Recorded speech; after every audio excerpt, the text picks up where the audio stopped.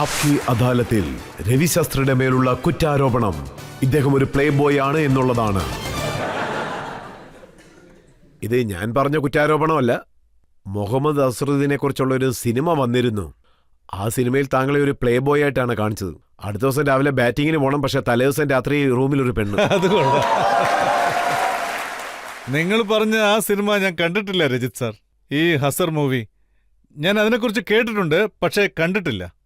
ആ മൂവിയിൽ അവർ എന്റെ നേർക്ക് ആണോ വിരൽ ചൂണ്ടുന്നതെന്ന് എനിക്കറിയില്ല. വേറെ പ്ലേ ബോയ് ഒന്നും ഇല്ലല്ലോ. ഞാനൊരു പ്ലേ ബോയ് ആണോ അല്ലയോ എന്ന് എനിക്കറിയില്ല. അപ്പോ ഈ കാര്യം സത്യമാണോ? രാത്രി 2 മണി വരെ നൈറ്റ് ക്ലബിൽ ഇരുന്നിട്ട് പിറ്റേ ദിവസം രാവിലെ ബാറ്റിങ്ങിന് പോയിട്ട് വീണ്ടും രാത്രി നൈറ്റ് ക്ലബിൽ പോയെന്നുള്ള കാര്യം? അത് ഞാൻ കള്ളം പറയില്ല. ഒരിക്കൽ അല്ല, 2 തവണ.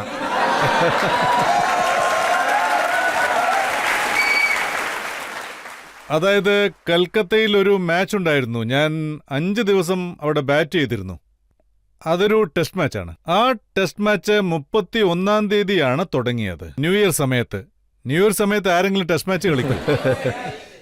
പക്ഷേ ഇന്ത്യ കളിച്ചു. അന്ന് ഞാൻ ബാറ്റ് ചെയ്യായിരുന്നു. അതായത് ഒരു 25-26 എടുത്തു കാണും. അല്ല, 31st അന്ന് ഒരു പാർട്ടി ഇല്ലെങ്കിൽ പിന്നെ എങ്ങനെയാ?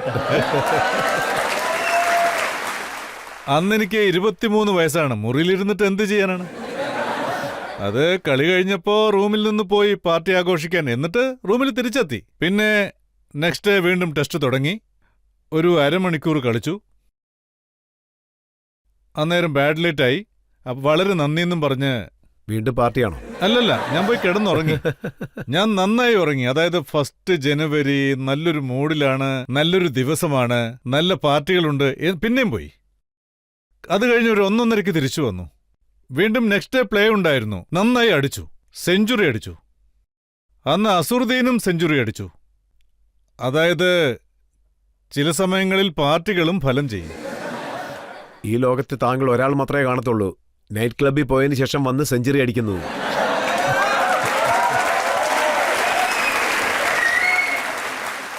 ഞാനത് സമ്മതിക്കുന്നു. ഞാൻ പോയിട്ടുണ്ട്. അങ്ങനെ പോയിട്ടുള്ള പ്ലെയർ ഞാൻ മാത്രമാണെന്ന് ഞാൻ പറയില്ല. ധാരാളം പ്ലേയേഴ്സ് പോയിട്ടുണ്ട്. പക്ഷേ കൂടെ ആരൊക്കെ വന്നു? അതൊന്നും പറയാൻ പറ്റില്ല. ഞാൻ എന്നെക്കുറിച്ച് പറയും, എന്നെക്കുറിച്ച് മാത്രം. മറ്റുള്ളവരെ കുറിച്ച് ഞാൻ പറയില്ല. ഇതൊരു ടീം ഗെയിമല്ലേ. ഡ്രസ്സിംഗ് റൂമിൽ നടക്കുന്നത് അവിടെ തൊടെ തീരും. പക്ഷെ മറ്റൊരു കാര്യം താങ്കൾ പറയുക, അതായത് ഗ്രൗണ്ടിൽ ഇറങ്ങുമ്പോൾ, അതായത് ബാറ്റിങ്ങിന് വേണ്ടി ഇറങ്ങുന്ന സമയത്ത് ഒരു എ സൈൻ ആർക്ക് വേണ്ടിയാണ് കാണിക്കുന്നത്? ഒരുപക്ഷെ ആ വ്യക്തി സൈഡിലിരുന്ന് ഗാലറി കൈയടിക്കായിരിക്കും.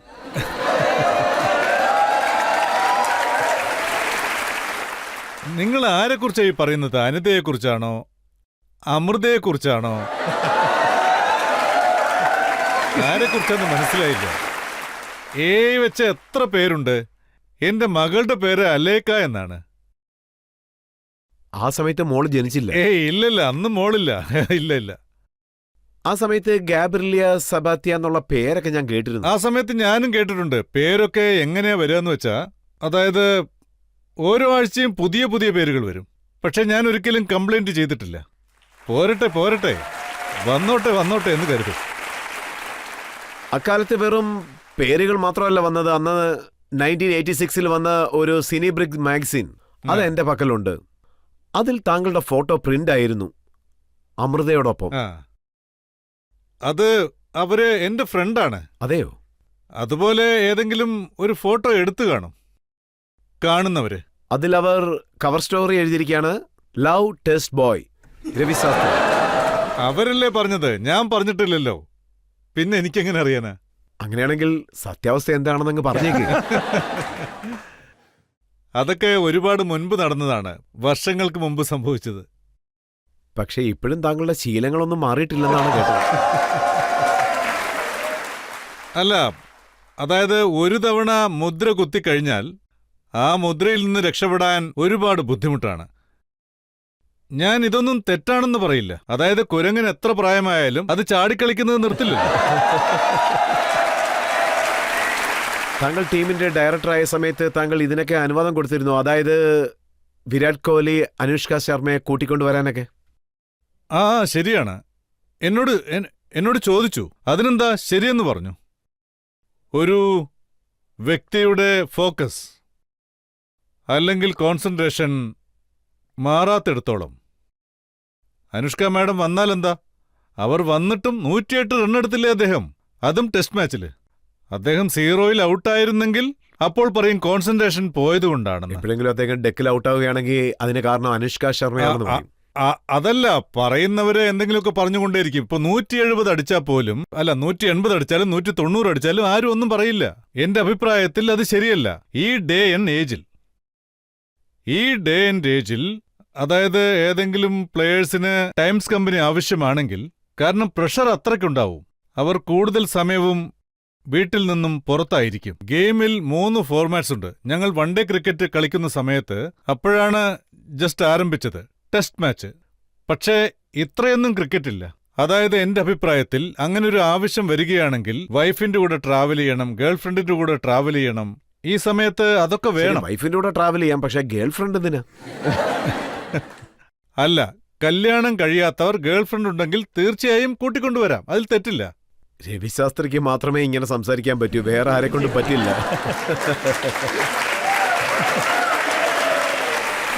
ഞാൻ എപ്പോഴും ചിന്തിക്കുന്നത് എന്താന്ന് വെച്ചാ, ടീമിന് ഏതാണ് നല്ലത്. അതായത് എനിക്ക് തോന്നിയത് അനുഷ്ക മാഡം വന്നപ്പോൾ വിരാട് കോഹ്ലി നന്നായി ബാറ്റ് ചെയ്തു. സോ എനിക്കെന്താണ് വലുത്? ടീമിന്റെ പെർഫോമൻസ് അല്ലേ. അദ്ദേഹം ഒരു 160, 170 അടിക്കുമ്പോൾ പിന്നെന്താണ് പ്രശ്നം? മറ്റുള്ള കാര്യങ്ങളെല്ലാം താങ്കൾ പിന്നെ ചെയ്യുന്നത് നെക്സ്റ്റ് ടെസ്റ്റിൽ വീണ്ടും 100. മെൽബണിൽ സെഞ്ചുറി അടിച്ചു, സിഡ്നിയിലും സെഞ്ചുറി അടിച്ചു. ഇപ്പോഴാണ് പബ്ലിക്കിന് മനസ്സിലായത്, അതായത് അനുഷ്ക ശർമ്മ വന്നതിന് ശേഷമാണ് അദ്ദേഹത്തിന്റെ പെർഫോമൻസ് ഒന്നുകൂടി കൂടിയതെന്ന്. വിരാട് കോഹ്ലി പ്രൊഫഷണലാണ്. അദ്ദേഹത്തിന്റെ വർക്ക് എത്തിക്സ് എന്താണെന്ന് അദ്ദേഹത്തിന് നല്ല പോലെ അറിയാം. ഗെയിമിന് മുമ്പുള്ള അദ്ദേഹത്തിന്റെ പ്രിപ്പറേഷൻസ് അത് വളരെ വലുതാണ്. അതുപോലൊന്നും ആർക്കും ചെയ്യാൻ കഴിയില്ല. അതായത് ആരുണ്ടെങ്കിലും ഇല്ലെങ്കിലും അദ്ദേഹത്തെ അത് ബാധിക്കില്ല. പക്ഷേ ദ കംഫർട്ട് ഫാക്ടർ എന്നൊന്നുണ്ട് ഒരു വ്യക്തി എന്ന നിലയ്ക്ക്. കാരണം അവർ കൂടുതൽ സമയം പുറത്താണ്, വീട്ടിൽ നിന്ന്. ചില സമയത്ത് ഇതുപോലുള്ള കമ്പാനിയൻസിന്റെ ആവശ്യം വരും. അത്രയ്ക്ക് റിലാക്സ് ആയിരിക്കണം, എങ്കിലേ ഗെയിമിൽ ഫോക്കസ് ചെയ്യാൻ പറ്റൂ. ഒരുപക്ഷെ ഫ്രണ്ട് കൂടെ ഉണ്ടെങ്കിൽ ഫിറ്റ്നസ് മെയിൻറ്റെയിൻ ചെയ്യാതെ ജിമ്മിൽ പോകാതെ. തീർച്ചയായും ഇല്ല, ഒരിക്കലുമില്ല. ഒരുപക്ഷെ അങ്ങനെയൊക്കെ സംഭവിക്കുകയാണെങ്കിൽ ഒരുപക്ഷെ either S coach, either S director, either S BCCI ഇൻഡിവിജ്വലിനെ കുറിച്ച് പറഞ്ഞേ മതിയാവൂ. ഒരുപക്ഷെ അവർ ട്രെയിനിങ്ങിൽ ശ്രദ്ധ ചെലുത്തിയില്ലെങ്കിൽ, അവരുടെ പ്രിപ്പറേഷൻസിൽ ശ്രദ്ധ ചെലുത്തിയില്ലെങ്കിലും, അവർ അങ്ങനെ ഫോക്കസ് ചെയ്തില്ലെങ്കിൽ അത് പറഞ്ഞേ പറ്റൂ. പക്ഷെ വിരാട് കോഹ്ലി ഫിറ്റ്നസിൽ ശരിക്കും ശ്രദ്ധ കൊടുക്കുന്ന ആളാണെന്ന് കേട്ടു. അതെ, അദ്ദേഹം ഫിറ്റ്നസിൽ വളരെ ശ്രദ്ധിക്കുന്നതുകൊണ്ടാണ് അദ്ദേഹത്തിന് നന്നായി പെർഫോം ചെയ്യാൻ കഴിയുന്നത്. അതൊരു കാരണം തന്നെയാണ്. പിന്നൊരു കാര്യം എന്താന്ന് വെച്ചാൽ, ടീമിലെ മറ്റു പ്ലേയേഴ്സിനെയും അദ്ദേഹം എമുലേറ്റ് ചെയ്യാൻ ആഗ്രഹിക്കുന്നു. അതും വളരെ നല്ല കാര്യമാണ്. താങ്കൾ മറ്റു പ്ലേയേഴ്സിന് ഇത് പറഞ്ഞു കൊടുക്കാറുണ്ടോ? താങ്കളുടെ ഹിസ്റ്ററി വായിക്കുന്ന സമയത്ത് GR വിശ്വനാഥ് താങ്കളെ ബിയർ കുടിക്കുന്ന സമയത്ത് പിടിച്ചെന്ന് കേട്ടു. ഞാൻ അദ്ദേഹത്തോടൊപ്പമാണ് കുടിക്കാറ്.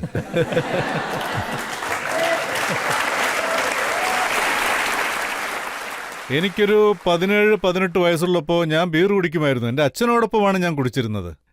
ഞാൻ എൻ്റെ അച്ഛൻ്റെ ഒപ്പം കുടിക്കുമ്പോൾ മറ്റുള്ളവരെ കണ്ടിട്ട് എന്തിനാണ് പേടിക്കുന്നത്? അത് ആരുടെ മുമ്പിലും മറക്കേണ്ട കാര്യമില്ല. ഞാനെന്തിനാ പേടിക്കുന്നത്? ഒരു പ്രാവശ്യം സുനിൽ ഗവാസ്കർ ക്യാപ്റ്റനായിട്ടുള്ള സമയത്ത് താങ്കൾ ജിന്ന് കുടിക്കുന്ന സമയത്ത് കൈയോടെ പിടിച്ചെന്ന് കേട്ടു. എന്നെ എല്ലാവരും പിടിച്ചിട്ടുണ്ട്. കാരണം എനിക്കൊന്നും ഹൈഡ് ചെയ്യാൻ അന്ന് പറ്റില്ലായിരുന്നു. അടുത്ത ദിവസം രാവിലെ ബാറ്റ് ചെയ്യേണ്ട താങ്കൾ തലേദിവസം ജിന്ന് അടിച്ചുകൊണ്ടിരിക്കുക. അതായത് ജിൻ എന്ന് വെച്ചാൽ, അതായത് അടുത്ത ദിവസം മാച്ച് ഉള്ളതാണ്. അതെനിക്ക് നന്നായിട്ട് അറിയാം. അതുപോലെ അടുത്ത ദിവസം എല്ലാം ഒന്ന് സെറ്റായാൽ, ഒരു ചാൻസ് കിട്ടുകയാണെങ്കിൽ ഫോക്കസായും നമുക്കിരിക്കാൻ കഴിയും. എങ്ങനെ 100 അടിക്കാം, എങ്ങനെ അതിൽ കൂടുതൽ അടിക്കാമെന്ന്. ടെസ്റ്റ് മാച്ചിൽ 30 ഓവറാണോ 35 ഓവറാണോ അറിയാൻ പറ്റും. ഒരുപക്ഷേ നമ്മൾ അതിൽ ശ്രദ്ധ ചെലുത്തിയില്ലെങ്കിൽ പിന്നെ ആ ഗെയിമിൽ നമുക്കൊരിക്കലും റെസ്പെക്ട് ഉണ്ടാവുകയില്ല. ഇത് സത്യമാണോ? ഗവാസ്കർ താങ്കളെ കാണാൻ വരുമ്പോൾ താങ്കൾ ജിന്ന് കഴിച്ചുകൊണ്ടിരുന്നു. അദ്ദേഹം പറയാൻ വന്നത് താങ്കൾ 10ാം നമ്പറല്ല 1ാം നമ്പറിലേക്ക് മാറിയിരിക്കുകയാണെന്നുള്ള കാര്യമായിരുന്നു. ഗവാസ്കർ എന്നെ പിടിച്ചതൊന്നുമില്ല. അദ്ദേഹം വരുന്ന സമയത്ത് ഞാനൊരു ജ്യൂസ് കുടിക്കുകയായിരുന്നു. അദ്ദേഹം എന്നോട് പറഞ്ഞു, നിങ്ങളാണ് ഇത് ഓപ്പൺ ചെയ്യേണ്ടതെന്ന്. അദ്ദേഹം പറഞ്ഞു, നിങ്ങളാണ് ഓപ്പണിങ്ങിൽ വരേണ്ടതെന്ന്. അപ്പോൾ ജ്യൂസ് എല്ലാം പുറകിലോട്ട് പോയി. കാരണം എൻ്റെ മൈൻഡിൽ സ്ട്രെയിറ്റായി. കാരണം നമ്മളാണ് ഓപ്പണിങ്ങിന് ഇറങ്ങേണ്ടത് എഗെയിൻസ്റ്റ് ഇമ്രാൻഖാൻ, സർഫ്രാസ് നവാസ്. അതായത് ഇന്ത്യൻ ടീം പാകിസ്ഥാനിൽ നല്ലൊരു പെർഫോമൻസ് കാഴ്ചവെച്ചില്ല 1982-ൽ. അപ്പോൾ ഞാൻ കരുതി ഇത് എനിക്ക് കിട്ടിയ വലിയൊരു ഓപ്പർച്യൂണിറ്റിയാണെന്ന്. മറ്റുള്ളതിലൊന്നും ശ്രദ്ധിക്കാതെ ഫോക്കസ്ഡ് ആയിരിക്കണം, അതായത് റൺസ് എടുക്കണം. ആ ഇന്നിങ്സിലാണ് ഞാൻ 100 എടുത്തത്. അതോടുകൂടി എൻ്റെ മൊത്തം ലൈഫും കരിയർ തന്നെ ചേഞ്ച് ആയിപ്പോയി. താങ്കൾ ബാറ്റിംഗ് ചെയ്യുന്ന സമയത്ത്, അതായത് ഓപ്പണിംഗ് ചെയ്യുന്ന സമയത്ത് ആ പെൺകുട്ടികളുടെ സ്ഥിതി എന്തായിരുന്നു? അതായത് നമ്മൾ ബാറ്റിംഗ് ചെയ്യുന്ന സമയത്ത്, അതും ഇന്ത്യയും പാകിസ്ഥാനും തമ്മിൽ കളിക്കുമ്പോൾ, പെണ്ണുങ്ങളുടെ കാര്യമൊക്കെ മറന്നു കളയണം. ഫോക്കസ് ക്രിക്കറ്റിലായിരിക്കണം. അതെന്തുകൊണ്ടാന്ന് വെച്ചാൽ ഇതൊരു ബേസ് അറ്റാക്കാണെന്ന് പറയാം. One of the best attack. എൻ്റെ ജീവിതത്തിൽ ഞാൻ അതുപോലെ കളിച്ചിട്ടില്ല. അത് പാകിസ്ഥാനുമായിട്ട്. അതായത് ഇമ്രാൻഖാൻ ഉണ്ടായിരുന്നു, സർഫ്രാസ് നവാസ് ഉണ്ടായിരുന്നു, ഇവരുടെ 2 അമ്പയേഴ്സ് ഉണ്ടായിരുന്നു. യുനോ, പാഡിൽ കൊണ്ടാലും തീർന്നു. സോ നല്ല ഫോക്കസ് ഉണ്ടാവണം. വിരാട് കോഹ്ലിയുടെ അടുത്തും ഇങ്ങനെയുള്ള ക്വാളിറ്റിയൊക്കെ ഉണ്ടോ? അതായത് ഈ ക്വാളിറ്റികളെല്ലാം അദ്ദേഹത്തിൽ ധാരാളമുണ്ട്. അതായത് അദ്ദേഹത്തിന്റെ 27-ാമത്തെ വയസ്സിൽ 27 സെഞ്ചുറി അടിച്ചിട്ടുണ്ട്. 26-27 വയസ്സിൽ അദ്ദേഹം ശരിക്കും 35-40 100 അടിച്ചിട്ടുണ്ട് ഇന്റർനാഷണൽ ലെവലിൽ. സോ യുനോ, ഇന്ത്യയുടെ ക്യാപ്റ്റനാണ് അദ്ദേഹം. ഇനിയും അദ്ദേഹത്തിന് 10 വർഷം കളിക്കാൻ കഴിയും. 10-11 വർഷം. അദ്ദേഹത്തിന്റെ ഫിറ്റ്നസ് അങ്ങനെയാണ്. ഇനിയും 10 വർഷം കളിച്ചാൽ പലതും സംഭവിക്കും. സച്ചിൻ തെണ്ടുൽക്കറിന്റെ അടുത്ത് 100 സെഞ്ചുറി റെക്കോർഡുണ്ട്. അത് ഇദ്ദേഹം ഓവർടേക്ക് ചെയ്യൂ? ഞാൻ പറഞ്ഞല്ലോ, എന്തു വേണമെങ്കിലും സംഭവിക്കും 10 വർഷത്തിനിടെ. വിരാട് കോഹ്ലി കളിച്ചാൽ 10 വർഷത്തിനിടെ എന്തു വേണമെങ്കിലും സംഭവിക്കും. എന്റെ അഭിപ്രായത്തിൽ അദ്ദേഹത്തിന് പ്രഷർ കൊടുക്കാൻ പാടില്ല. കാരണം സച്ചിന്റെ റെക്കോർഡ് വളരെ അത്ഭുതകരമായ റെക്കോർഡ്സാണ്. അതുപോലുള്ള ക്രിക്കറ്റേഴ്സിനെ ലൈഫിൽ ഒരിക്കലേ നമുക്ക് കിട്ടുകയുള്ളൂ. അതായത് 100-ൽ കൂടുതൽ ഇന്റർനാഷണൽ 100s അടിക്കുക എന്നത്. എല്ലാവരും നന്നായി കളിക്കും, പക്ഷേ 100-ൽ കൂടുതൽ 100s അടിക്കുക എന്നുള്ളത് അത്ര ഈസി അല്ല. ഞാൻ നേരത്തെ പറഞ്ഞ പോലെ ഓൾറെഡി ഇദ്ദേഹം 40 100 അടിച്ചു കഴിഞ്ഞു. വിരാട്, അദ്ദേഹത്തിന് ഇഞ്ചുറിയൊന്നും പറ്റിയില്ലെങ്കിൽ ഇനിയും 10 വർഷം കളിക്കാം. എന്തു വേണമെങ്കിലും സംഭവിക്കാം. ഈ 18 മാസത്തിനുള്ളിൽ രവിശാസ്ത്രി അങ്ങനെ എന്താഹാരമാണ് അദ്ദേഹത്തിന് കൊടുത്തത് ഇത്രത്തോളം വേഗം കിട്ടാൻ വേണ്ടി? അങ്ങനെ യാതൊന്നുമില്ല. നിങ്ങളിത് വിരാടിനോട് തന്നെ ചോദിക്കണം. ഞങ്ങൾ തമ്മിലുള്ള ഒരു ധാരണ ആദ്യം മുതലേ വളരെ കറക്റ്റായിരുന്നു. കാരണം അദ്ദേഹത്തിന്റെ communication on the level of confidence ഉള്ളിലുണ്ടെങ്കിൽ, അത് കറക്റ്റായി സെറ്റായി കഴിഞ്ഞാൽ between director, player, coach and player പരസ്പരം മനസ്സിലാക്കിയാൽ എന്തു വേണമെങ്കിലും സംഭവിക്കാം. എന്റെ അഭിപ്രായത്തിൽ വിരാട് ഓവറായി ക്യൂട്ട് ചെയ്യേണ്ട യാതൊരു കാര്യവുമില്ല. ഇറ്റ് വാസ് മോർ മൈൻഡിൽ. യുനോ, ഫെയിലായിക്കൊണ്ടിരിക്കുകയാണ്. 3-4 മാച്ചുകളിൽ റൺസൊന്നും അടിച്ചില്ല ഇംഗ്ലണ്ടുമായിട്ടുള്ള മാച്ചിൽ. ഇത് ആർക്ക് വേണമെങ്കിലും സംഭവിക്കാം. പക്ഷേ ഞാൻ പറഞ്ഞത് അദ്ദേഹത്തിന്റെ ഗെയിമിൽ, ടെക്നിക്കിൽ, ഇതിൽ യാതൊന്നും ചെയ്യേണ്ടതില്ല. Just mental aspect. ഇത് തന്നെയാണോ താങ്കൾ അശ്വിന്റെ കാര്യത്തിലും ചെയ്തത്? അതെ, അശ്വിൻ വളരെ ഇന്റലിജന്റ് ആണ്, വളരെ ബുദ്ധിമാനായ ഒരു ക്രിക്കറ്റർ. പക്ഷേ അദ്ദേഹത്തിന്റെ കോൺഫിഡൻസ് ലെവൽ കുറച്ച് ഡിപ്പായി. എന്റെ അഭിപ്രായത്തിൽ അദ്ദേഹത്തെ ടെസ്റ്റ് മാച്ചിൽ ഡ്രോപ്പ് ചെയ്തപ്പോ, ആദ്യത്തെ ടെസ്റ്റ് മാച്ച് അഡ്ലഡിൽ, അതായത് അത് അശ്വിന് കിട്ടിയ വലിയൊരു ലെസൺ ആണെന്ന് ഞാൻ പറയും. അദ്ദേഹം അത് ശരിക്കും ചാലഞ്ചായിട്ട് എടുത്തു. സ്വയം, ഞാൻ തിരിച്ച് ടീമിലേക്ക് വരും, ഞാൻ കൂടുതൽ ഹാർഡ് വർക്ക് ചെയ്യും, ഞാൻ തിരിച്ച് ബേസിക്സിലേക്ക് ചെന്ന് ഓഫ് സ്പിന്നിൽ ഫോക്കസ് ചെയ്ത് പഴയ സ്ഥാനം വീണ്ടും നേടിയെടുക്കുമെന്ന്. അദ്ദേഹം അത് ചെയ്തു. ഞാൻ പറഞ്ഞ പോലെ അദ്ദേഹം ഇന്റലിജന്റായ ഒരു ക്രിക്കറ്ററാണ്. ഇനിയൊരു 10 വർഷം കൂടി കളിക്കാൻ കഴിവുള്ള ഒരു നല്ല ക്രിക്കറ്റർ. ആൻഡ് 500-ൽ കൂടുതൽ വിക്കറ്റ് എടുക്കാനുള്ള കഴിവുണ്ട് അദ്ദേഹത്തിന്. ഓൾറെഡി അദ്ദേഹം 200 വിക്കറ്റ് വീഴ്ത്തി കഴിഞ്ഞു. 300 വിക്കറ്റ് ഒരു പ്രശ്നമേ അല്ല. സർ, നിങ്ങളൊരു ഇന്റർവ്യൂവിൽ പറഞ്ഞിരുന്നു സച്ചിൻ തെണ്ടുൽക്കറിനെയും വിരാട് കോഹ്ലിയെയും ഒരിക്കലും കമ്പയർ ചെയ്യാൻ പാടില്ല എന്ന്. അത് കേട്ട വിരാട് കോഹ്ലി ഡീമോട്ടിവേറ്റ് ആയിട്ടുണ്ടാവുമെന്ന് നിങ്ങൾക്ക് തോന്നിയില്ലേ സർ? അതായത് നമ്മൾ നോക്കിയാൽ ലോകത്തിലുള്ള എല്ലാവരും പറയുന്നു സച്ചിൻ തെണ്ടുൽക്കറിന്റെ റെക്കോർഡ് ബ്രേക്ക് ചെയ്യാൻ വിരാട് കോഹ്ലിക്ക് മാത്രമേ പറ്റൂ എന്നൊക്കെ. ഞാൻ അങ്ങനെയല്ല പറഞ്ഞത്, ടെക്നിക്കായിട്ട് കമ്പയർ ചെയ്തതാണ്. അതായത് സച്ചിന്റെ ഗെയിം എങ്ങനെയാണെന്ന് വെച്ചാൽ നാച്ചുറൽ ആയതാണ്. അതായത് കോച്ചിങ് മാനുവലിലേതുപോലെ വളരെ നാച്ചുറലായി കളിക്കും. അതൊരു കംപ്ലീറ്റ് ഗെയിം ആയിരിക്കും, ഈസി ആയിട്ട് കളിക്കും. വിരാട് കോഹ്ലിയെക്കുറിച്ച് പറയുകയാണെങ്കിൽ ടൈം അൺഓർത്തഡോക്സ്. പെട്ടെന്ന് ബോട്ടം ഹാൻഡ് വരും, ഇതിലൂടെ ഔട്ട്സൈഡ് ഓഫ് സ്റ്റംപിൽ നിന്ന് സ്വൈപ്പ് ചെയ്യും ഈ ഭാഗത്തേക്ക്, മിഡിൽ ലെഗിൽ നിന്ന് ബോൾ ചെയ്യും, ഓവർ എക്സ്ട്രാ കവർ. അതുകൊണ്ടാണ് അൺഓർത്തഡോക്സ്. അതുപോലുള്ള പ്ലെയറാണ്. സോ 2 പ്ലെയേഴ്സിനെയും കമ്പയർ ചെയ്യാൻ പറ്റില്ല. പക്ഷേ എഫക്റ്റീവ്നെസ് നോക്കുകയാണെങ്കിൽ രണ്ടും ഒന്നാണ്. 2 പേരും സ്റ്റാൻഡ് ചെയ്ത് കഴിഞ്ഞാൽ പിന്നെ കുറേ സമയം കളിക്കും. സച്ചിൻ ഒരു ദിവസം 100 അടിച്ചാൽ വിരാടും അതുപോലെയാണ്. ഇപ്പോൾ ടെസ്റ്റ് മാച്ചിൽ എന്റെ അഭിപ്രായത്തിൽ വിരാട് കോഹ്ലി ഒരുപാട് മുന്നേറിയിട്ടുണ്ട്. കാരണം ഒരു ബാറ്റ്സ്മാൻ പീക്കിലേക്ക് വരികയാണെങ്കിൽ, അതായത് എന്റെ അനുഭവത്തിൽ ഫ്രം ദ ഏജ് ഓഫ് 27, 35 വരെ, ഈ 5-6 വർഷത്തിനിടെ എന്തെല്ലാം നേടാൻ കഴിയുമോ അതെല്ലാം നേടണം. സർ, ഇപ്പോൾ വിരാട് കോഹ്ലിക്ക് ക്യാപ്റ്റൻഷിപ്പ് റെസ്പോൺസിബിലിറ്റി കിട്ടിക്കഴിഞ്ഞാൽ അദ്ദേഹത്തിന് ഇപ്പോ കളിക്കുന്നത് പോലെ പിന്നീടും കളിക്കാൻ സാധിക്കുമോ? തീർച്ചയായും, തീർച്ചയായും. അദ്ദേഹം ഇപ്പോൾ ക്യാപ്റ്റൻ ആണല്ലോ. അദ്ദേഹത്തിന്റെ ഫസ്റ്റ് ടെസ്റ്റ് മാച്ചിൽ അദ്ദേഹത്തിനെ ക്യാപ്റ്റൻ ആക്കിയപ്പോൾ 2 ഇന്നിംഗ്സിലും അദ്ദേഹം 100 അടിച്ചു. പക്ഷേ ചില പ്ലേയേഴ്സിന്റെ കാര്യമെടുത്താൽ, അവർക്ക് എന്തെങ്കിലും റെസ്പോൺസിബിലിറ്റി കൊടുത്താൽ അവർ കൂടുതൽ എൻജോയ് ചെയ്യും. കളിയുടെ കാര്യത്തിൽ അവർ പ്രഷർ റിലീസ് ചെയ്യും, ഫ്രീ ആകും. ചില പ്ലേയേഴ്സിന് റെസ്പോൺസിബിലിറ്റി കൊടുത്താൽ അവർക്ക് പ്രഷർ ആവും, ഗെയിം അവർ നശിപ്പിക്കും. പക്ഷേ വിരാട് കോഹ്ലി അങ്ങനെയല്ല.